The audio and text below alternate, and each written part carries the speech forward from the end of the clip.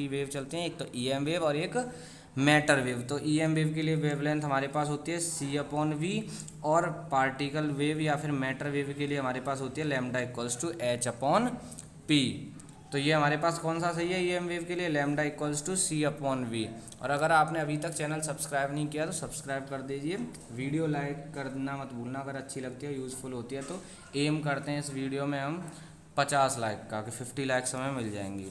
तो देखिए और भी मैं वीडियोस डालूंगा, फिजिक्स को कंप्लीट करेंगे फिर उसके बाद देखते हैं which of the following is a matter wave. इनमें से कौन सी मैटर वेव है।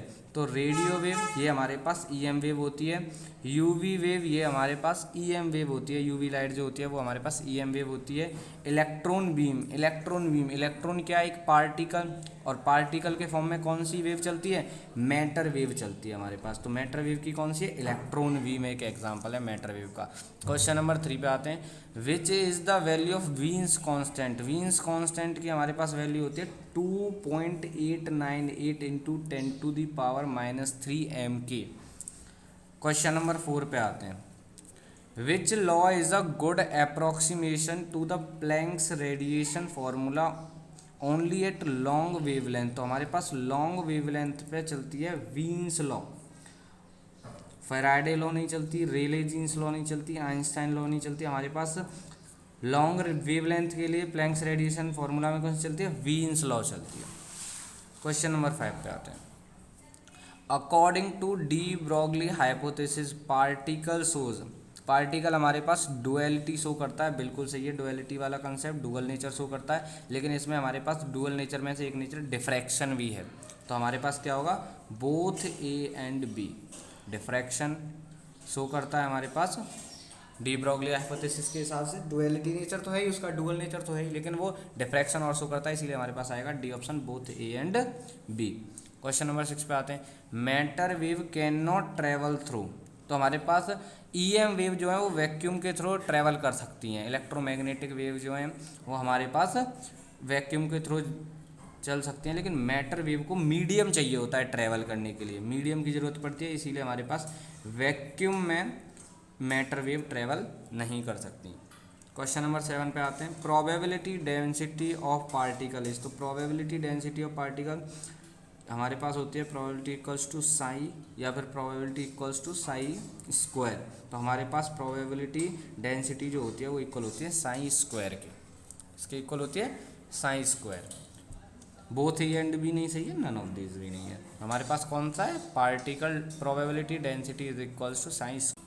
ये चीज़ याद रखनी है। हमारे पास क्वेश्चन नंबर 8 है। फ्री पार्टिकल हैज़, जो नेक्स्ट क्वेश्चन है, फ्री पार्टिकल हैज़। तो फ्री पार्टिकल के पास हमारे पास क्या क्या होता है, फ्री पार्टिकल के पास पहली बात तो हमारे पास जो वेलोसिटी होती है वो ज़ीरो नहीं होती और फोर्स ज़ीरो नहीं होती है हमारे पास फ्री पार्टिकल के पास। तो इसीलिए इसका कौन सा सही है, both A and C. Velocity is not equals to zero and force is not equals to zero. Free particle पे फोर्स रहती है। अब आते हैं हम क्वेश्चन नंबर 9 पर। क्वेश्चन नंबर 9 हमारे पास है।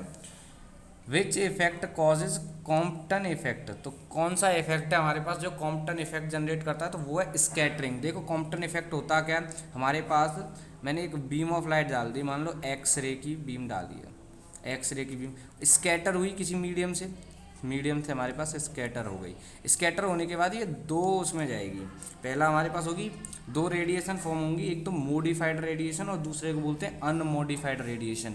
अनमोडिफाइड रेडिएशन का मतलब है जिस वेवलेंथ और जिस फ्रीक्वेंसी से वो आ रही थी उसी फ्रीक्वेंसी से जाएगी, और दूसरी जो हमारे पास मॉडिफाई हो जाएगी, ये मान लो ये अनमोडिफाइड गई, इसकी फ्रीक्वेंसी वही रहेगी जो पहले थी, इसकी वेवलेंथ भी वही रहेगी जो पहले थी, और ये हमारे पास अगर मॉडिफाइड हो गई तो इसकी फ्रीक्वेंसी जो है वो घट जाएगी, फ्रीक्वेंसी जो है वो घट जाएगी और वेवलेंथ जो है वो बढ़ जाएगी। यानी हमारे मॉडिफाइड की क्या होती है, वेवलेंथ बढ़ जाती है, फ्रीक्वेंसी घट जाती है, और unmodified same frequency same wavelength.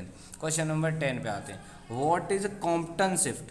तो देखो अभी हमने बताया कि रेडिएशन जो हमारे पास रेडिएशन आती है उसकी वेवलेंथ और फ्रीक्वेंसी चेंज हो जाती हैं या नहीं। जो हमारे पास जैसे ही हमारे पास हम स्कैटरिंग फॉर्म होती है तो उसी में कॉम्पटन, ये हमारे पास कॉम्पटन इफेक्ट था। अब इसी में कॉम्पटन इफेक्ट में एक टर्म है कॉम्पटन शिफ्ट। कॉम्पटन शिफ्ट क्या होता है, तो difference between changed and unchanged radiation, shift of wavelength, shift of frequency, none of these. तो कभी कभी बच्चों को ये कन्फ्यूज होता है कि वेवलेंथ चेंज हो रही है, फ्रीक्वेंसी चेंज हो रही है, तो इस पर टिक लगा देते हैं। लेकिन सही ये है कि difference between changed and unchanged radiation, जो हमारे पास रेडिएशन हम निकालेंगे दोनों की, जिसमें चेंज हो गई है उसकी रेडिएशन और हमारे पास अनचेंज्ड रेडिएशन जो है उनका डिफरेंस जो होता है वो कॉम्पटन शिफ्ट के बराबर होता है। और इसका क्या था, स्केटरिंग। स्केटरिंग की वजह से हमारे पास कॉम्पटन इफेक्ट होता है। क्वेश्चन नंबर 11 पे आते हैं। In Compton effect the radiation of lower frequency is called. तो हमारे पास मैंने पहले ही बताया था कि हमारे पास जो रेडिएशन होती है वो हमारे पास कौन सी होती है, एक तो मॉडिफाइड और एक अनमॉडिफाइड। चेंज हो जाए तो उसको बोलते हैं मॉडिफाइड और चेंज ना हो तो अनमॉडिफाइड। जैसे इसमें हमने बताया था जो चेंज हो जाती है वो मॉडिफाइड, जिसकी फ्रीक्वेंसी घट जाए, वेवलेंथ बढ़ जाए, वो मॉडिफाइड। और जिसकी चली जाए हमारे पास, जिसकी वेवलेंथ और फ्रीक्वेंसी सेम रहे, वो हमारे पास कौन सी होती है, अनमॉडिफाइड। तो जिसकी हमारे पास फ्रीक्वेंसी घट गई है जिस रेडिएशन की, क्वेश्चन नंबर 11 में हमें कहा है जिस रेडिएशन की फ्रीक्वेंसी घट गई है वो कौन सी होगी, मॉडिफाइड रेडिएशन होगी। क्वेश्चन नंबर 12 पे आते हैं। Planck's equation is equals to UW equals to 8 pi HV cube upon C की power 3 multiplied with HV upon kinetic energy T -1। ये हमारे पास प्लैंक्स इक्वेशन होती है। क्वेश्चन नंबर 13 पे आते हैं। Example of black body. Black body के example कौन कौन से होते हैं, देखो ब्लैक कलर दिखने से कोई ज़रूरी नहीं है कि वो ब्लैक बॉडी होगी, ठीक है। तो ब्लैक बॉडी के हमारे पास एग्जाम्पल हैं प्लेटिनम ब्लैक और पिन होल बॉक्स। ये हमारे पास दो एग्जाम्पल हैं ब्लैक बॉडी के।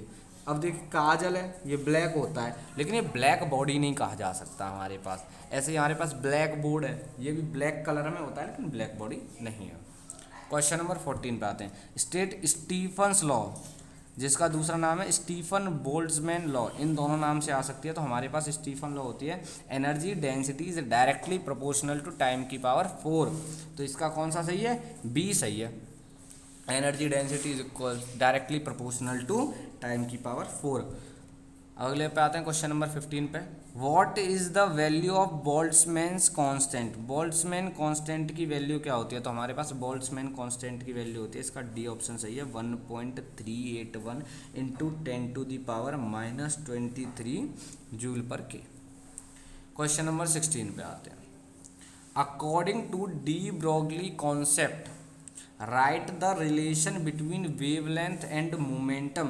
तो डी ब्रोगली कॉन्सेप्ट के हिसाब से हमारे पास वेवलेंथ इनवर्सली प्रोपोर्शनल होती है मोमेंटम के। तो इसका पहला सही है, बी क्या था, डायरेक्टली प्रोपोर्शनल टू मोमेंटम का स्क्वायर, वेवलेंथ का square is directly proportional to P. तो हमारा कौन सा सही है, ए सही है कि wavelength is inversely proportional to momentum. और वेवलेंथ का फॉर्मूला याद रखना, हमारे पास वेवलेंथ का फॉर्मूला, ये इंपॉर्टेंट कंसेप्ट है इसलिए मैंने साइड में लिख दिया है। वेवलेंथ का फॉर्मूला होता है h/√2m³v।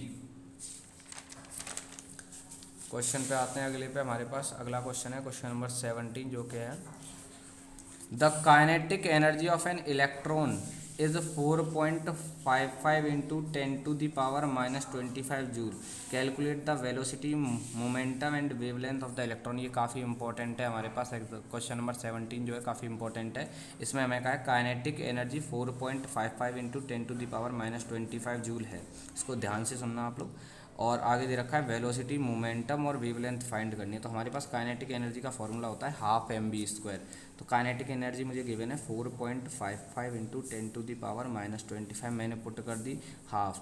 Mass of electron, electron का मास ऑफ इलेक्ट्रॉन हमारे पास कितना होता है 9.1 इंटू 10⁻⁻31, मैंने पुट किया इंटू v²। जब इसको मैं सॉल्व करूँगा तो v की वैल्यू हमारे पास आ जाएगी 1.10⁻³ मीटर पर सेकेंड। तो आप इसको सॉल्व कर सकते हैं, इस तरीके से सॉल्व होना है। अब आगे हमें क्या निकालना है, जब हमारे पास वेलोसिटी आ गई तो हम निकाल सकते हैं मोमेंटम। मोमेंटम का फॉर्मूला क्या होता है, mv मास इंटू वेलोसिटी। तो मास हमें मालूम है कितना होगा 9.1 इंटू 10⁻⁻31, और वेलोसिटी अभी निकाली हमने 1 इंटू 10⁻3। किससे निकाली, जब हम पहले निकाल रहे थे वेलोसिटी काइनेटिक एनर्जी वाले फॉर्मूले से। अब अगले पे आते हैं, हमें वेवलेंथ निकालनी है। तो वेवलेंथ का हमारे पास होता है h/p, ठीक है, क्योंकि हमारे पास इलेक्ट्रॉन की बात हो रही है। इलेक्ट्रॉन हमारे पास क्या है, मैटर वेव, और मैटर वेव की वेवलेंथ क्या होती है, h/p होती है, पहले क्वेश्चन में बताया था। तो हमारे पास h की वैल्यू क्या है, h की वैल्यू होती है 6.63 इंटू 10⁻⁻34।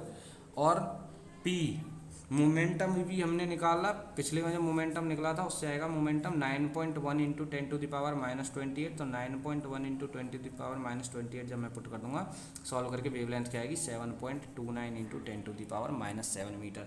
इंपॉर्टेंट हमारे पास ये न्यूमेरिकल है, इसको जरूर कर लेना। अब देखिए हमारे पास नेक्स्ट क्वेश्चन है, क्वेश्चन नंबर 18।